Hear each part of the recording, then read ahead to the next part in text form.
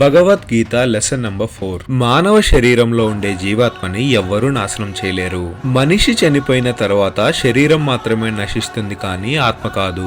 ఆత్మ జననం లేనిది, నిత్యమైనది, శాశ్వతమైనది మరియు వయోరహితమైనది. ఆత్మకి పుట్టుక లేదు, అలానే చావు కూడా లేదు. నిజానికి ఆత్మ ఒకరిని చంపలేదు, అలాగే ఒకరి చేతిలో చావలేదు. ఆత్మ ఒకరిని చంపుతుంది అని భావించేవాడు, అలానే ఒకరి చేతిలో చస్తుంది అని భావించేవాడు ఇద్దరు అజ్ఞానులే. ఎలా అయితే మనిషి చినిగిపోయిన పాత బట్టలను విడిచి కొత్త బట్టల్ని వేసుకుంటాడో అదే విధముగా మరణ సమయంలో జీవాత్మ పాత శరీరాన్ని విడిచి కొత్త శరీరాన్ని స్వీకరిస్తుంది. ఆత్మని ఆయుధములు ఛేదించలేవు, అగ్ని కాల్చలేదు, నీరు తడపలేదు, గాలి ఎండిపోయినట్లు చేయలేదు. ఆత్మ విచ్ఛిన్నం చేయలేనిది, అలానే దహింప సఖ్యం కానిది. భగవద్గీతలోని మిగతా లెసన్స్ ని నెక్స్ట్ అప్లోడ్ చేయబోయే వీడియోస్ లో మీరు తెలుసుకుంటారు. ఈ వీడియోని మీ ఫ్రెండ్స్ అండ్ ఫ్యామిలీ మెంబర్స్ కి షేర్ చేయండి. వీడియోని లైక్ చేసి మా ఛానల్ ని సబ్స్క్రైబ్ చేయండి.